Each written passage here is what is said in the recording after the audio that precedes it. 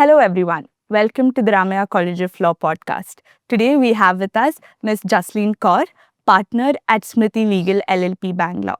In today's conversation, we shall talk about RERA, regulatory litigation, and how advisory and litigation intersect in this space. In today's conversation, students can know how to explore this particular field and how they should approach firms for regulatory litigation. We are so thankful to have ma'am with us today. Hi, ma'am. Hello, how are you? I'm good, ma'am. How are you? Good. Yeah, ma'am. To start off with, what is that one thing that drew you to litigation, and how did your journey lead you to this particular practice under RERA? I don't think it was a choice that I made because in my fifth year, I had decided that I would enter into general corporate and I would become a part of a corporate company. It's only after the fifth year that I interned in this law firm called Trial Base Advocates, and I somehow gotten so comfortable there, working with the partners there and the atmosphere that I continued for a year into litigation. But even after that, I wasn't so satisfied because that's a very, very short time to know whether litigation is going to work for you, or forget about litigation, what is going to work for you in the profession. So, in fact, in 2018, that's my second year after graduating from the college, that I wrote the Judge Advocate General exam for the Indian Army. Fortunately, I did get an AIR 12 over there, and my medicals went really well. And I was in till they said that no, there are only 7 vacancies for women, and the 12th rank wasn't enough. So then I had decided that I wouldn't spend too much time or too many attempts into a government exam. So I came back to litigation in the same firm. But the good thing that happened to me was that I had continued on the RERA practice right from the beginning. I had some touch. And when I was interning in that firm in 2016, that's my fifth year, RERA had just gotten introduced and it was going to get enacted in the next year. So I had already had some exposure to that field, and all my partners there were already working into it. And when I came back, I chose to, continue in the RERA side. But we had a core litigation practice in the firm and RERA practice with some general corporate and advisory, because I was still not inclined to give my life to litigation. I still chose summary litigation and advisory over core litigation. And it worked out for me more so because the partners in the firm were very encouraging. My parents were very encouraging. They did not say, why are you choosing litigation? Why are you choosing to stay back in Bangalore? Because my dad had thought I'll go back to my hometown. So I think everything worked for me, and the firm culture worked for me. And happily, our work also started growing, and we decided to incorporate another firm, which is now Smriti Legal LLP, where I partnered with another partner from Trialbase, and that's how the journey continued and it stabilized in litigation, summary litigation rather. Okay, ma'am. Ma'am, that was lovely, like how you started off and how you have ended up in this particular career. So, was there any moment in your career where you realized that real estate litigation and RERA would become the core practice area for you?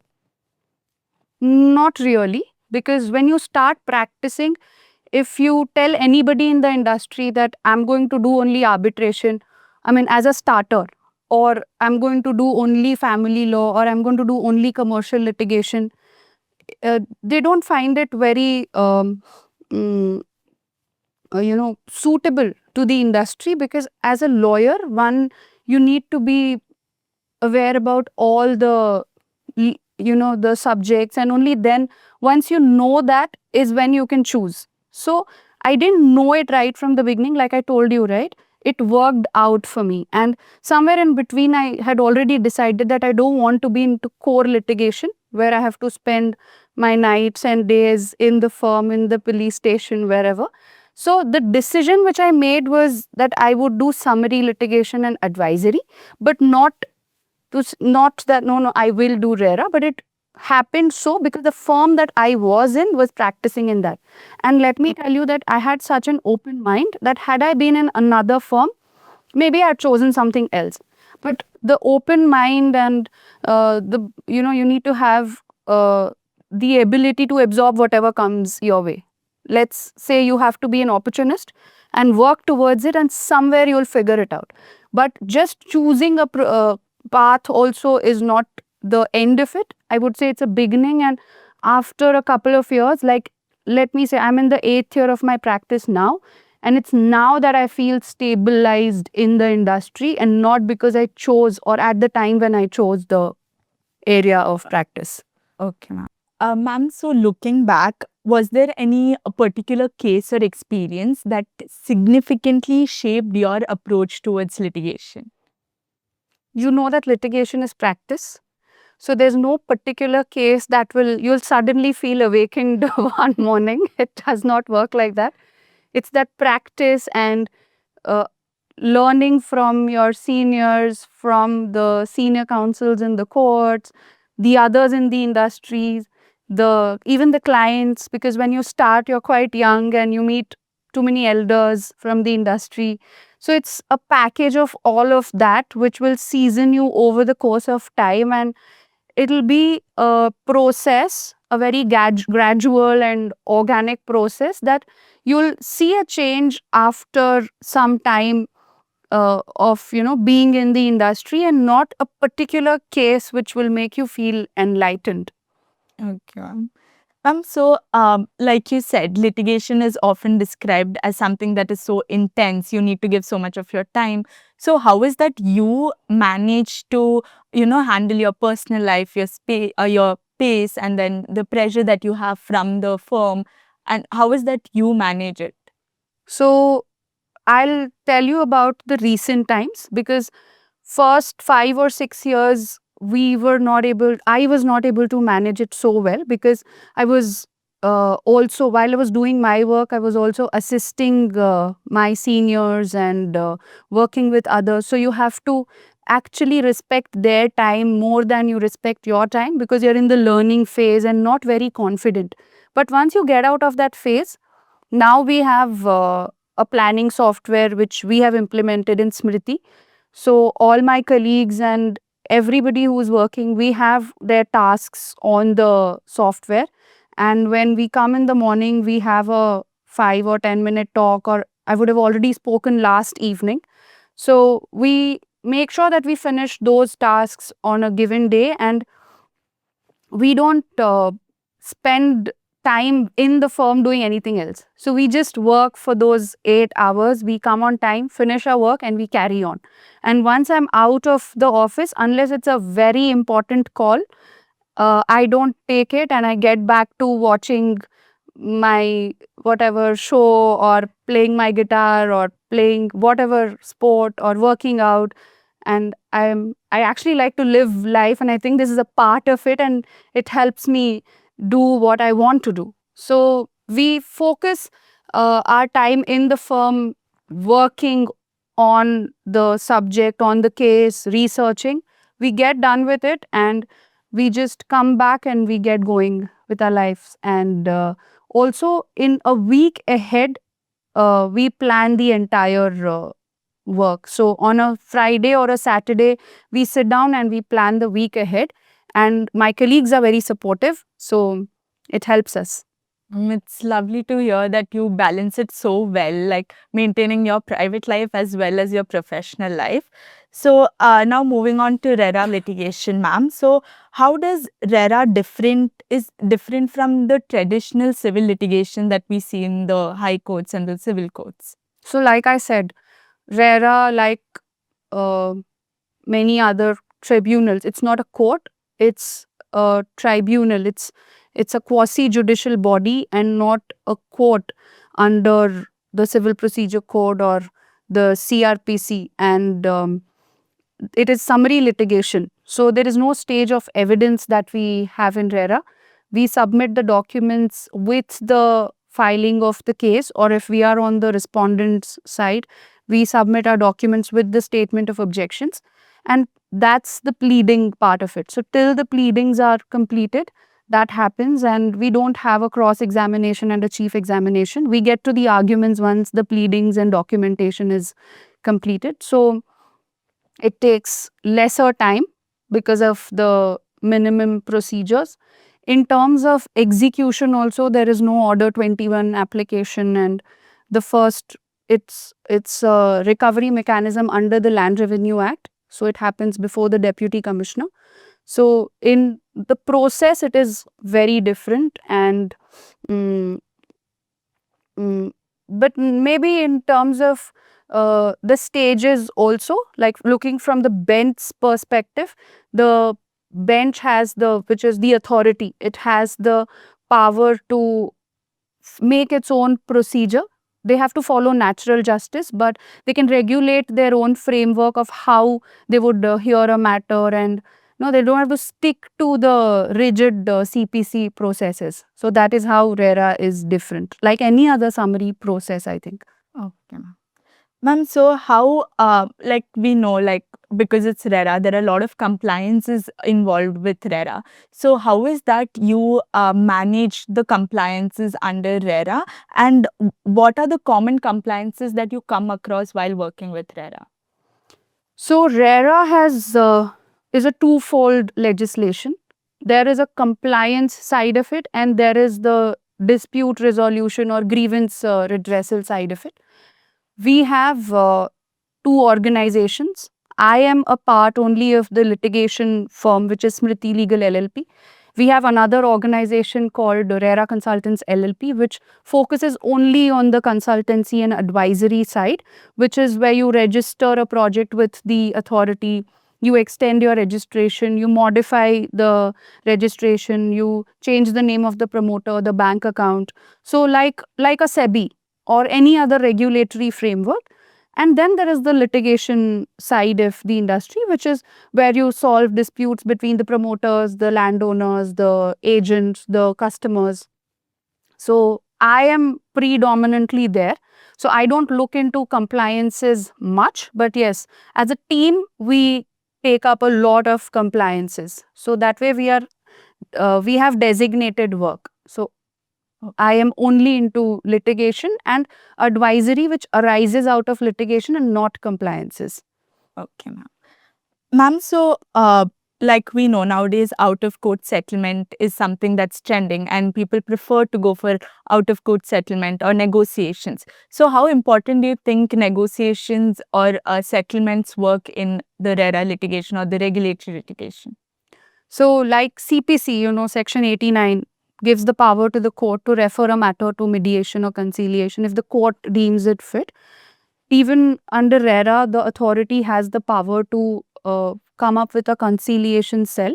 And from the past 2 or 3 years, under the National Lok Adalat, even RERA judicial conciliators and advocate conciliators. In fact, I'm also an advocate conciliator with RERA. So we have been able to solve more than hundreds and hundreds of cases just by conciliation. So it does play an important role, not just in RERA, even if you look at the Commercial Courts Act, there's a pre-litigation mediation. So because of the burden on the courts, I think the judiciary is giving, and even the legislations are giving importance to the settlements out of the court, and they are working. You just need to make that effort.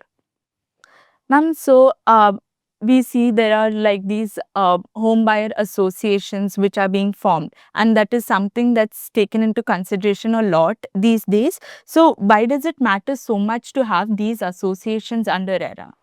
So RERA is an act, it's an authority. The Real Estate Regulation and Development Act, it prescribes that the project, a real estate project, is ultimately handed over to the association, and that's the whole object, that the developer and promoters, landowners lose the grip on the project at one point. So there is a provision under RERA that once the occupancy certificate is received, the association, the common areas and the management of the common areas is handed over to the association. So it is important that that happens. And before RERA, also, yes, there were acts which said that, but there was no time frame and there was nothing which was binding and people were not so aware.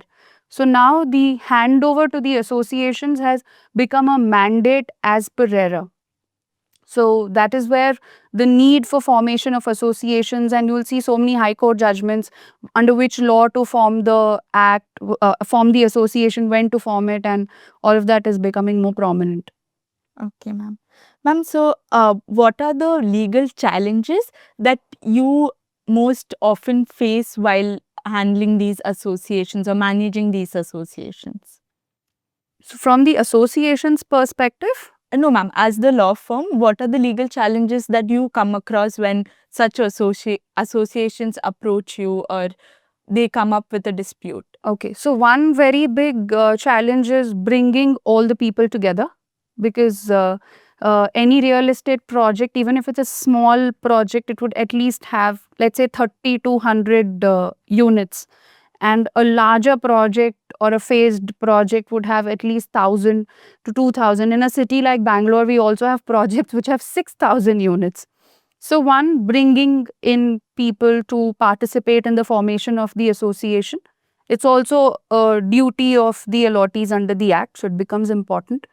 Two, with what objective the association has to be formed, whether just to carry out the maintenance of the common areas, or to fight for a common cause, or to take over the project in case of stalled projects, because the act gives the power or a preemptive right to the association to take over the development works and completion of the development works where the promoter has abandoned the project or does not have the ability, funds to complete it anymore. So there the challenge would be to first understand the dynamics of the project, and then to explain those nuances to all those people, and then to again bring them on a common page. Then third, again, the implementation with the authorities, because a competent authority under each of these, like a Cooperative Society Act or the Karnataka Apartment Ownership Act, Societies Registration Act, Companies Act, the competent authorities are different. So to deal with them, yes, those would be the three major challenges. Okay, ma'am. Ma'am, so now if a student is interested in pursuing litigation and under real estate law, so what skills do you think will make them stand aside from those who are in general wanting to practice litigation, and what is that they need to do extra to be a real estate lawyer?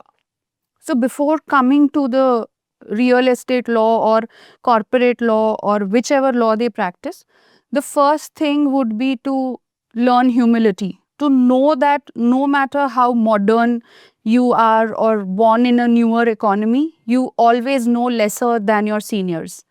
That is one thing which you need to get it straight into your mind. The ability to be able to talk to your clients and to your colleagues and senior colleagues in the profession with that humility, the ability to learn, to always know that you don't know anything or you don't know everything, but still have the confidence to work and to say that no, I will be able to work. So before the subject, these qualities, if you have, it will help you sustain in the profession. And then comes the learning bit of it, to be able to deal with the pending branches of the court, to be able to apply for certified copies, to be able to go to a sub-registrar's office, to be able to read the right provision of law, go to the content of the act, find out which is the competent authority for the work that has to be done, and then find out the right, you know, of your client, because you be just ibi remedium. So only when there's a right, there's a remedy. Get it straight that first you have to identify the rights of your clients and then tell them if there is a remedy. If there is no remedy, then what is the next thing to do? In real estate law, yes, or in any other law, you'll be, if depending on the state where you are practicing, you'll have some local practices because you're dealing with people. So how those people are, what those people prefer. If they prefer the local language, to be able to pick up on the local language and communicate with them, to have a humble and um, kind relationship with not just the court officers, with your colleagues, with the judges, and to be able to humbly deliver the work without having a big uh, you know crown on your head that I did this or I did it and I want this to work for me. So the yeah, I think that the ability to deliver as a team and still be humble at the end of the day would take you a very, very long way, rather than knowing, I know all the law, I know this, I know that, I know better than everybody else. I was a topper, I come from this tier one city, I come from this school, I have an LLM, and all that feeling is what takes you down at the very first place. And I don't think there's any appreciation for that in the industry, to know that everybody has gone a very long way before they came where they are. So, not at no point of time to think that you're better than anybody else. That is what you need to survive in the industry, and not law you will learn, I think. Yes, ma'am, that's really beautifully said. So, since RERA came into force, like you mentioned, that it was only in the recent years that RERA has come into force, what is the biggest change that you have seen how the real estate sector functions now? So, before RERA, there was a wide disparity between the developer community and the customer community. After RERA, there are 100 sets of compliances which the promoters have to comply to, like you asked me some time back. The compliances which are also public in many, many ways, and there is more transparency in the industry. So the disparity has in a way reduced from the legal perspective, and there are compliances and obligations from both the sides. Two, the customers now have a special court, the allottees. Even the promoters have rights under the act. So there is a special court which you can go to, like a DRT for the banks. So the ability to be able to approach the court is faster. That is a big change. The framework, in the sense that every project which is more than 8 apartments and 500 square meters has to come within the framework. Whatever, like they say, Jago Grahak Jago, right? So you have to be a RERA registered project before you advertise a project. And when a customer, earlier you could have more pre-launches, you could have a project launched at the time of acquisition of the land, but now you have to tell the customer what they are investing into, and what is it that they are going to be delivered as the final product, and if not, there are liabilities under the act. And before entering into a registered agreement for sale, a customer does not have to pay more than 10% of the total sale consideration. So there, yes, you are getting protections as well as duties at the same time, and that is making the customers also very aware, and promoters also more responsible to the industry.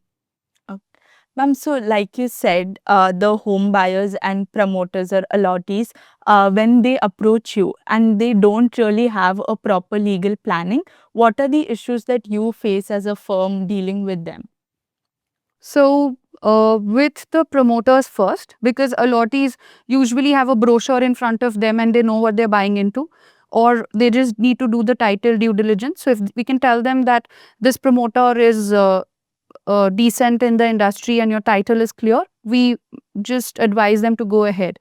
And from the promoter perspective, when they don't have a plan, you mean they come empty Yes, headed, is it? yes, ma'am. So that does not really happen. But yes, if it's a very new promoter, then we do advise them on where to purchase the land, what kind of a project is going to be viable for them, depending on their funds, whether it's going to be a layout project or a group housing. If a group housing, whether only residential or a mix of residential and commercial, and if not, should you do a farmland? Of course, that's not in the RERA regime now. So that, and then when to obtain your plans, when to start registering the project, when to start advertising the project, and when to apply for the occupancy certificate, when to have an association in place, under what law to form the association, when to start the handover, what important clauses to have in an agreement to sell, what important clauses to have in a sale deed. So everything, right? Like RERA is like an entire program or a package, and we have to, I can't give you very few pointers. It's an entire thing you're looking at, because you're also ensuring that the product sells. So yes, it's a very wide package, I would say. Ma'am, so from your experience, what is the most common type of dispute or conflict that is mostly seen between the allottees and the promoters? The delays in delivering an apartment or the unit, and the compensation to the customers, the if they want a refund, or an interest. So that's the most prevalent in the industry now. Okay. Ma'am, so now from a student's perspective, now if someone wants to get into the regulatory litigation or wants to explore the real estate sector, so what are the subject or the areas of law that they must focus on in order to pursue a career in this particular field? So go back, start from the Land Revenue Acts, start from the land grabbing concepts, get to the planning authority laws, see how, depending on again which state you're in, how the state is divided into revenue and planning zones, which are these planning authorities, understand their jurisdiction, their power, and then come to RERA, and then come to the arbitration also, because sometimes the contracts have those clauses. And then when is it that RERA is going to be applicable? Because it's not that enforcement of RERA deprives you of all other laws. It's only in addition of the other laws. So when do you advise somebody to go to RERA or to the Consumer Court? So you need to know also the Consumer Protection Act. Yes, so the planning laws, your KIDB, and what does a BDA do? What does a BBMP do? So, ma'am, from your perspective as a partner, what is that one thing that differentiates a young lawyer who is practicing with you or is working with you? What is that one thing that a young lawyer does to make him stand, separate, or like make him stand out from the rest of the team, or in general, like when working in a firm? To already feel that you're a lawyer and work like one, not feel like I'm very new or I'm an intern. I've just come out from college, so I may not know how to read a judgment the way they do. So to be able to feel like a lawyer and already know that what you're reading and what you're advising is going to impact a client's life. Yes, ma'am, because even I feel when we just start off, it's always difficult for us to have that kind of confidence. So I guess working with someone who will push us to be our best is something that we all look forward to. So, what is that one thing that most of the interns during their internships in litigation per se uh, don't really do it, but them doing that particular thing or a particular skill that will actually make a huge difference in their career? So again, the same thing in a different way. Connect to the work that you're doing. Ask your partners or senior associates why you're doing that work. Where is it going to be used? Build a humble relationship with them. Build a rapport with them. Make them feel that yes, I am a part of this firm. Bring them also in a place that they welcome you and not shun you down when you walk into their cabin. Or so connect to the work and do good, go an extra mile to research, and try to uh, come back on the work which is given on time before it is to be delivered to the client. That will help. Ma'am, and also one more thing that we often see is like when we get internships from our placement cells, one thing that a real estate firm always looks for is their proficiency in Kannada. Like a basic requirement is to read and write Kannada. So how important do you think Kannada is for a intern or for a lawyer practicing in the real estate field is? Very important, because One, everything in land starts from title. Who had the title and where is it going to go? And you start your due diligence at least 40 to 50 years back. And back then, all the documents used to be written in Kannada, sale deed, partition deed, everything, even the decrees of the court were in Kannada. So it's important that you learn to read and write Kannada, if not, at least learn to speak Kannada and learn to identify the documents. Identify what certificate is this? Oh, is this a kata? Oh, is this an RTC? Oh, is this a pre-conversion document or is it after conversion? Oh, is this an EC? Where which column is what? So even if you don't know Kannada very well, because you also have Google Lens now, and I am not a Kannadigan by birth, so you can, if you know those columns well, you can still use the lens to read. Okay, which name is this? And in the end, you will have some documents in English also. So you can, the ability to relate those documents to one another and to be able to even if you don't know Kannada very well, at least do that. But yes, if you know it, you will be a master in the industry. Okay, ma'am. So let's move on to something fun. So we have a rapid fire round, and I thought this was also fun. Yes, ma'am, it definitely was. But this is something quirky. So the first question is, what is that one legal term that sounds very intimidating but isn't really intimidating? Execution? Okay, ma'am, could you just Because explain? execution in criminal law is a death penalty, and execution in civil law is signing a document. Yes, ma'am. So, ma'am, if you weren't a lawyer, what is that one profession that you would be terrific at? I don't know if I would have been terrific at it, but I would go become a chef. And I'm very inspired by this guy called Vikas Khanna, who's a master chef. Yes. He's a Michelin star chef, right? And I love to cook and try out new recipes. So, yes, being a chef would have been my go-to thing, if not a lawyer. Yes, ma'am. So, ma'am, what is that one thing about litigation life that law school never really prepares you for? The real-time courts. What happens in the court and what happens in a classroom is just drastically different, and that must be taught. Ma'am, and what is that one skill that everyone just assumes for a lawyer to have, but it's not really something that we all have and we're just like learning it, like you being in practice for 8 years, and what is that one skill you're still trying to learn, but your friends or your family just assumes that you have? Interpretation of law, knowing every law. Should I do a will? Should I do this? I have this property. What should I do? There is this family problem. What should I do? So they just assume that you know all the laws, and it's not that every lawyer is going to know all the laws. So that.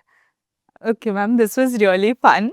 So, to end this podcast, my last question would be, how do you see RERA litigation and the real estate regulations evolve over the next few years? So one thing which would happen is over the course of years, in decades to come, is that we would have a single window system for all the sanctions, hopefully. And one is that farmland is now not falling within the RERA regime, so it should happen. Those are the two things which, and of course, more compliant developers, consumers having more trust in the industry, hopefully, and projects getting completed within timelines. Hopefully, yes. Thank you so much, ma'am, for those insights. It was lovely talking to you. You truly showed us that RERA is not just about litigation, but about people, accountability, and long-term impact. Thank you for having me here. Thank you so much. Thank you so much for watching Ramya College of Law podcast.